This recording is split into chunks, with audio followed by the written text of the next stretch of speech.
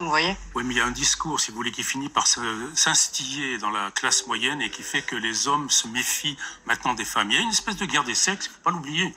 Et là, vous dramatisez? Non, Non, Sarah, Si vous lisez... les jeunes gens, manifestement, de 16, 17 ans, 18 ans, il y a deux choses.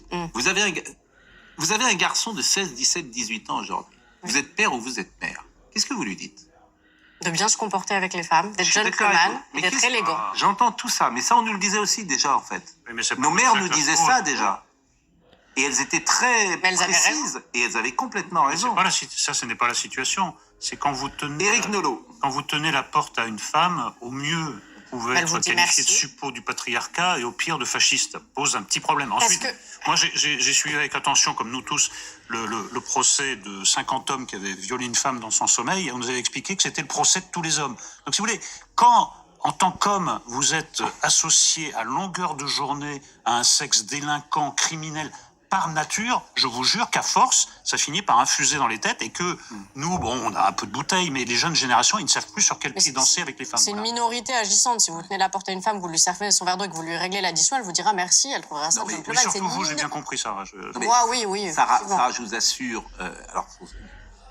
le raisonnement par l'exemple, faut toujours s'en méfier. Mais je suis frappé de jeunes garçons de 16, 17, 18, 19 ans, 20 ans, qui aujourd'hui, ils préfèrent ne rien faire. Parce qu'ils ont peur. Parce que d'abord, leurs parents ont peur pour eux, parfois. Mais quelle est la peur? Faut aller jusqu'au bout. Quelle est la peur?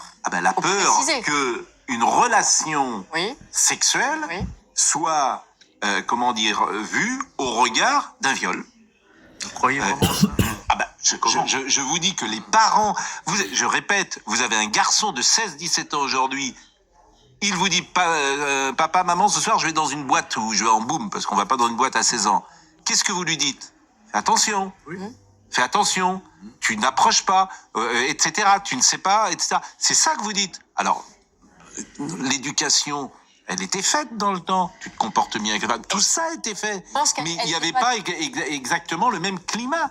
Donc forcément, il y a peut-être, sans doute, je n'ai pas de statistiques, mais j'entends des parents qui me disent, les enfants, ils préfèrent mais de l'autre côté, si vous être chacun de leur côté. 17 ans, vous allez lui dire de faire vraiment très attention. Mais c'est entendu. Donc tout le monde fait attention. Richard Millet. Je connais aussi beaucoup de jeunes femmes qui me disent, et je ne vais pas entrer dans des débats à l'infini, nous voudrions que les hommes soient à la hauteur. Ça, c'est vrai qu'un jeune, il n'est pas à la hauteur. Hein. Franchement. Oui, mais ça, des hommes des vrais, si vous voulez, mais sans... Mais ça, alors ça à la hauteur des hommes des vrais, oui. Alors ça, je vous donne entièrement raison. Moi, si je prends un homme de mon âge, effectivement, dans la plupart des cas, et je ne veux pas essentialiser, ils sont pas à la hauteur. Ah, racontez-nous ça. mais allez avec des vieux. Qu'est-ce que vous faites? Mais qu'est-ce que ces petits garçons, allez avec des gens qui ont passé. Mais allez avec des vieux. Je vais vous dire pourquoi ils sont pas à la hauteur. Ça veut dire quoi, pas être à la hauteur? Ça veut dire qu'ils savent pas gérer, par exemple, un rendez-vous galant. Ils vont vous dire, on se rejoint là-bas. Non, la galanterie veut qu'on vienne chercher une femme, qu'on l'invite, qu'on lui tienne la porte, qu'on lui serve son verre d'eau. Faut aller vous chercher. Oui. Faut pas dire, tiens, on se retrouve à 18h ce soir au café ou chez Jean-Louis ou n'importe quoi. Faut aller vous chercher. Oui. D'accord. C'est une question de standing, là, que de... Oui, non. Donc faut avoir une voiture. Pas du tout. Bon, non, mais au-delà de ça, j'imagine il n'y a pas que ça. Donc ils savent pas gérer un rendez-vous galant. D'accord. Et qu'est-ce qu'ils ne savent pas gérer encore? Beaucoup de choses. Dans les messages, ils savent pas gérer. Enfin, il y a beaucoup de choses qu'ils ne savent pas gérer. Mais dans les messages, c'est-à-dire, ils sont pas, ils sont pas délicats? Ils sont plus pressés, je dirais. Ils sont... je pense que, si vous me permettez, ayant été jeune, j'ai connu des garçons qui étaient assez pressés aussi. C'était même ce qui les caractérisait, souvent, de vouloir... Ils sont assez impatients. Quelqu'un de plus âgé est plus patient. Oui, mais alors c'est combien de temps? Si j'ose dire, vous imaginez entre le moment où vous rencontrez et le moment où il se passe quelque chose. Je peux parler pour moi. Bien, oui. Plusieurs mois.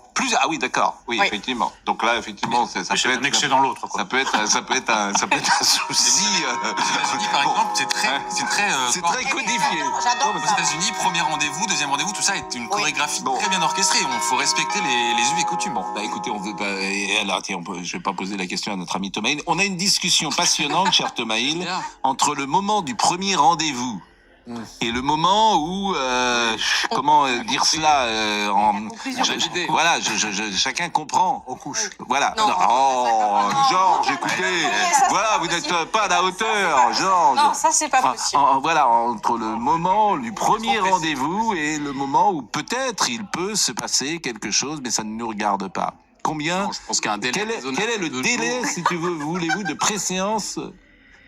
2 jours, ça me semble largement raisonnable. Oh, mais vous êtes vraiment. Moi, je vais vous dire le maximum. Vous êtes vraiment un rustre. Vous êtes un rustre. Vous êtes une bête. C'est un jeune homme. Voilà. Mais c'est un jeune homme. Vous êtes une bête. C'est un jeune homme. Vous n'êtes que sens, alors que vous n'êtes pas. Moi, je vous parle d'Héloïse et Abélard. Je vous parle de voilà. Mais ça corrobore ce que je disais, Hein, Pascal. je vous parle de Tristan et Iseult. Et vous me parlez de Marc Dorcel. Non, qu'est-ce que vous voulez que je dise? Excusez-moi, Pascal. Oui. Héloïse et Abélard, on parle de castration, là. Bon, non. alors, Merci, Pascal. Je parle voilà, je parle d'histoire d'amour. Oui. Voilà. Non, mais Pascal, vous voyez, Oui. quand je disais. Allez, à jeune, tout à l'heure, on est en train de se mettre en retard. Bon, voilà, il veut pas parler. Oui, il est pas